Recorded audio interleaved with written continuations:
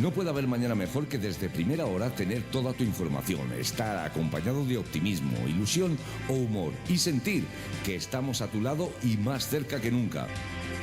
Marbella Radio 107.6 FM.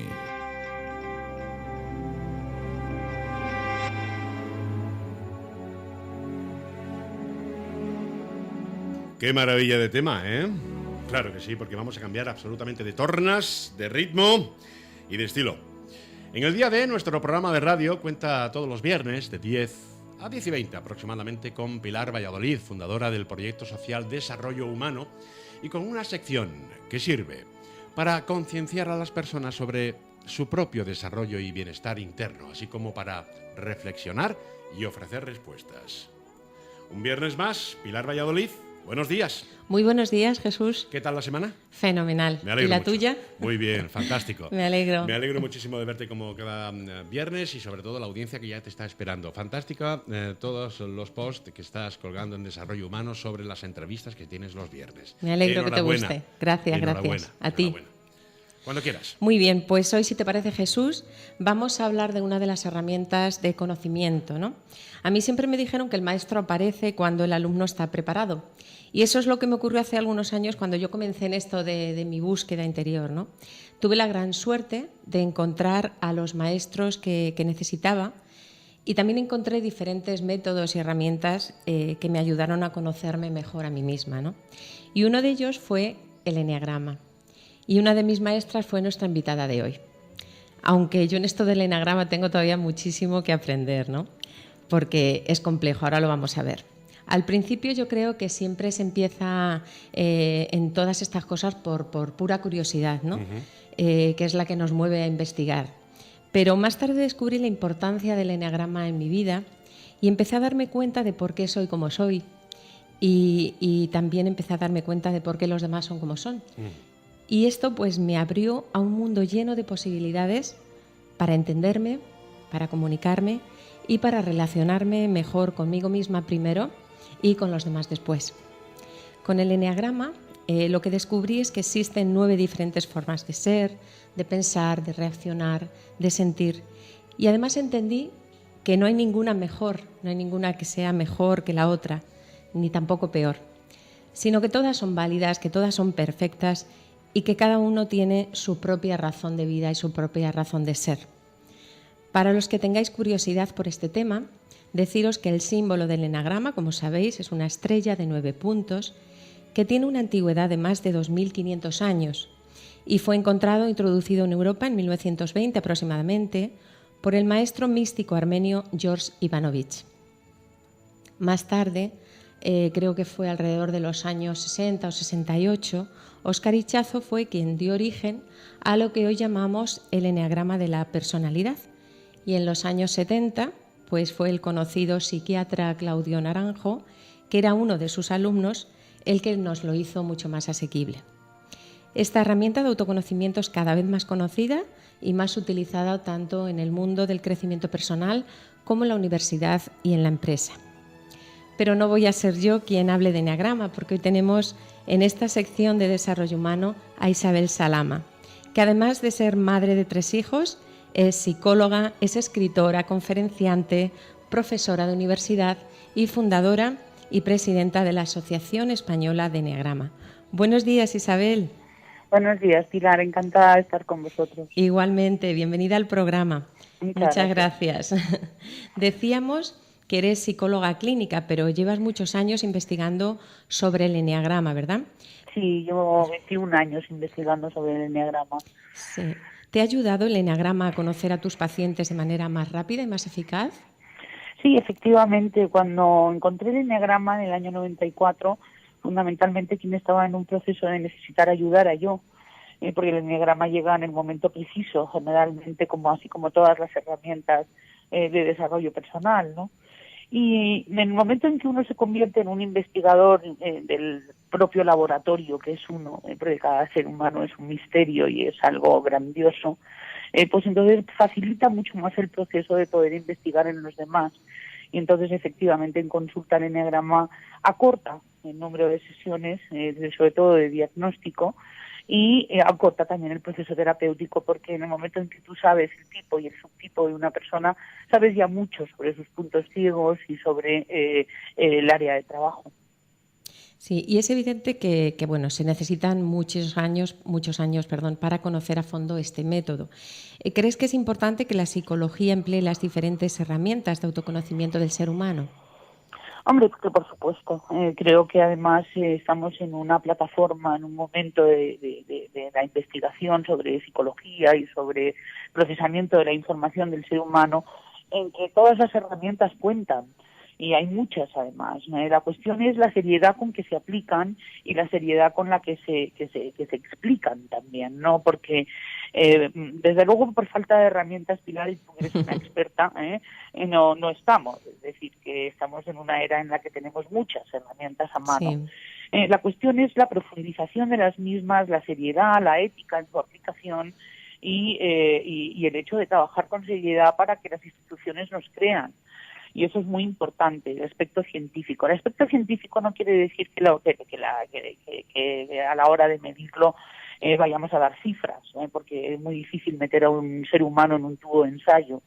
Pero, sin embargo, la verificación de la potencialidad de cada una de estas herramientas me parece una de las cuestiones más importantes a la hora de poder explicarlo. Y cuéntanos cómo y cuándo conociste tú el eneagrama. Pues mira, estaba yo en un proceso terapéutico, a los 34 años tenía yo, tenía 34, fue en el año 94, y estaba con mi profesor, que le encantan los libros, y entonces, bueno, pues estábamos, pues, de cajones y cajones de libros, y me dice, investiga un poco este cajón, ¿no? Y justamente ahí, pues, salió el primero, un libro de eneagrama, y entonces a partir de ese momento dejé de investigar los demás, ¿no? Me dice, ¿qué te pasa? Y digo, bueno, mira, es que he encontrado algo que estoy absolutamente impresionada. Y era el libro de eneagrama de Helen Palmer, una de las pioneras después de Claudio Naranjo, que empezó a escribir. Y a partir de ese momento, esto es un virus que no tiene vacuna, quiere decirse que, entre otras cosas, no tiene fin, ¿no? Pues me fasciné, porque a mí lo que me gusta, hombre, la psicología general, por supuesto, es importante y define cómo es el procesamiento de la información de un ser humano en general. Pero lo que a mí me ha fascinado siempre, mientras que estaba estudiando la carrera, que había muy poquito, es la psicología diferencial, porque seres humanos desde luego somos todos, pero somos tan diferentes. Y entonces ahí de repente, encontrando el eneagrama, que además explica en profundidad las diferencias, pues ahí me quedé y digo, he encontrado mi herramienta. Parece como que cuando uno pide ofreciendo, aparece el sistema un poco en relación a lo que decías de que cuando el alumno está preparado aparece el maestro. Y para mí el eneagrama es un gran maestro. ¿Y qué aporta el eneagrama al mundo de la comunicación y de las relaciones? Bueno, pues que es que cada uno desciframos y entendemos la realidad de una manera diferente. Tú estás viendo un árbol conmigo y yo estoy viendo un árbol y tú estás viendo otro, independientemente de que sea el mismo. ¿Por qué? Porque tú procesas la información desde tu biografía y desde tu historia particular, además de por tu personalidad, y yo por la mía. Y entonces, bueno, en la comunicación, y eso lo sabemos, no tenemos más que ver un telediario, hay una torre de Babel, es decir, estaban hablando uno en chino y otro en arameo, aunque los dos están hablando en castellano. Quiere decirse que para la comunicación es fundamental saber cómo está procesando la información el otro, así como uno mismo. De todas formas, como no todo el mundo conoce el eneagrama, pues es que lo conocemos, tenemos una gran responsabilidad, porque estamos descifrando algo que el otro no está descifrando de nosotros. Y entonces la aplicación compasiva y ética es muy importante.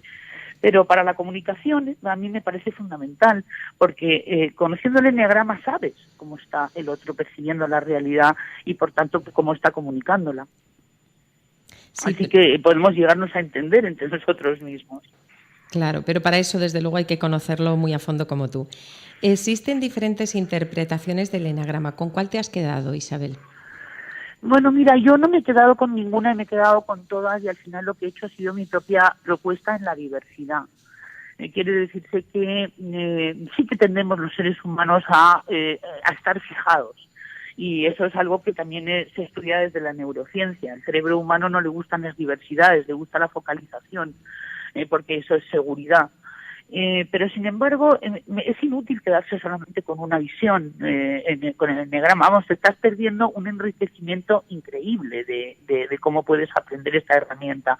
Está la parte más espiritual, está la parte más psicológica, está la parte más emocional, está la parte más científica, está la parte más conductual. Y entonces, como el ser humano es espíritu, es mente, es emoción y es conducta, pues lo interesante es, en toda esta diversidad de propuestas, hacer una que las acoja a todas. Entonces, esto es muy ambicioso y por mi parte, bueno, pues me ha creado muchos dolores de cabeza porque es increíble que estemos ante una herramienta y nos peleemos, ¿no? Una herramienta como el enneagrama, ¿no? Yo decía el otro día que ojalá tuviéramos una herramienta que pudiera descifrar cómo es el otro, ¿no? Cuando veo que no, mucho mejor los científicos, no, mucho mejor los psicólogos, no, mucho mejor los espirituales, ni mucho mejor ni mucho peor. Es decir, que lo que yo acabo de crear es el Instituto Internacional del Desarrollo del Enneagrama, que acoge todos los puntos de vista. Y entonces, bueno, pues ahí yo creo que sí que vamos en el camino de formar la primera escuela de Enneagrama en España, en la cual ya hemos arrancado con este máster desde enero, y desde luego las personas que se han apuntado están fascinadas porque no hay dos profesores iguales. Para empezar, tenemos diferentes personalidades los profesores, con lo cual también tenemos diferentes maneras de transmitirlo. Pero es que se enriquece mucho uno no quedándose fijado, y esa es mi gran recomendación. ¿Y qué es el eneatipo? Cuéntanos. Bueno, pues como tú muy bien explicabas en tu introducción, tenemos un símbolo en el que es un símbolo que tiene 9 puntas, ¿no? Entonces, cada uno de los puntos va a reflejar un número, y ese número va a reflejar lo que llamamos un eneatipo o un eneaestilo. Y entonces el eneatipo es la personalidad, cómo eres, cómo te emocionas, cómo reaccionas ante la frustración, cómo reaccionas ante la alegría, cómo procesas la información de la realidad y cómo te comunicas. Es decir, somos 9 tipos de personas, se da en todo el planeta, además, y en todas las áreas del planeta, porque hay investigaciones serias que así lo confirman, y cada uno somos un estilo diferente. Entonces, el enneagrama lo que aporta a la psicología son 9 tipos de seres humanos, como tú muy bien decías, extraordinarios en sus talentos y en sus virtudes, pero también con sus sombras, ¿sí? Y sus puntos ciegos, que es lo que conviene investigar cuando hay un conflicto. No hace falta que uno me decía el otro día, oye, ¿me estás analizando? Digo, no te estoy analizando. Ahora, si salta un conflicto, o si de repente veo algún movimiento extraño, pues entonces sí. Entonces, inmediatamente, como un reflejo condicionado, me pongo a mirar con estas lentes para entender lo que está ocurriendo. Y eso es muy interesante. La verdad es que para mí el mundo se ha hecho mucho más fascinante e interesante desde que ha llegado el enneagrama a mi vida. Dices entonces que hay 9 eneatipos y que todos tenemos algo de esos 9, pero ¿hay algún rasgo dominante? Efectivamente, tenemos la capacidad de poder procesar la información como los otros 8. Y además eso es muy interesante porque así uno se enriquece y no queda fijado nada más en un punto. Pero nacemos con un temperamento que es una potencialidad de la personalidad, y yo que tengo 3 hijos lo confirmo. No he tenido 3 bebés iguales y he sido 3 madres distintas. Quiere decirse que eran bebés, seres humanos, pero cada uno reaccionaba de una manera. Entonces ahí ya tengo la prueba verificada de que efectivamente, además hoy día sé los tipos de mis hijos, y puedo hacer como una investigación desde la tripa, cómo se comportaban, desde sus primeros días, cómo se comportaban y de cómo han desarrollado luego su personalidad. Entonces, efectivamente, tenemos el enneagrama con el eneatipo, se nace y se hace. Yo recuerdo un día en clase que llego y le digo a Isabel, digo, oye, ¿yo qué eneatipo tengo? Dice, tú eres el 9. Digo, ¿qué va? Si yo soy el 7. Dice, bueno, pues eres el 7. Y me hago el test y soy el 9. Digo, ¿qué ojo clínico tiene después de tantos años? ¿Qué observadora? Bueno, yo creo que pude a lo mejor estar un poquito más discreta. Pero ese es tu recuerdo. Me hizo mucha gracia, eso me recuerda mucho, lo recuerdo mucho y siempre. No, mira, nosotros tenemos unos valores y nuestros valores los tenemos que respetar, y entre ellos está que dejamos a la gente que se identifique por su cuenta. No obstante, yo puedo decir, bajo mi humilde punto de vista, he visto una posibilidad de que seas 9. Eso te la saltaste. Posiblemente me dijeras eso, pero yo me he quedado con lo otro que es más corto. Porque si no vas etiquetando, ¿sabes? Sí. Es decir, que el 9 es una persona maravillosa, es una persona conciliadora, armoniosa, es una persona que además se pone al servicio a la humanidad, pero tiene que tener cuidado de no olvidarse de sí misma, ¿no? Exacto. Tiene muchas sombras. Sí, bueno, pues como todos, efectivamente, ahí cuando alguien... es que este es un 3, digo, mira, cuidado porque todo lo que tú vayas a decir sobre cualquier eneatipo, pues ándate tú. Entonces, claro, o sea, es decir, que mucho cuidado de utilizar el eneagrama para juzgar en el caso de que uno haya tenido una mala experiencia con un tipo, ¿no? Había unos señores muy divertidos en uno de los congresos que fui que hacían talleres para víctimas de 4. Madre mía. Sí. Entonces, bueno, yo me apunté y tal, porque como soy un 4 me apunté, ¿no? Para ver un poco, no, lo hacían con un sentido del humor y era muy divertido. Sí. Pero vamos, me chocó en un primer momento, digo, Dios mío, y tal, ¿sabes cómo podemos llegar a hacer una cosa así? Y luego encontré divertidísimo, porque efectivamente podemos ser víctimas no solamente de 4, sino de nosotros mismos y de todos los demás. Del 5, del 6, del 7. Claro, dependiendo del nivel de conciencia, uno procesa la información de una manera más saludable, de una manera más neurótica, y podemos llegar al índice de patología, de psicopatología grave, ¿no?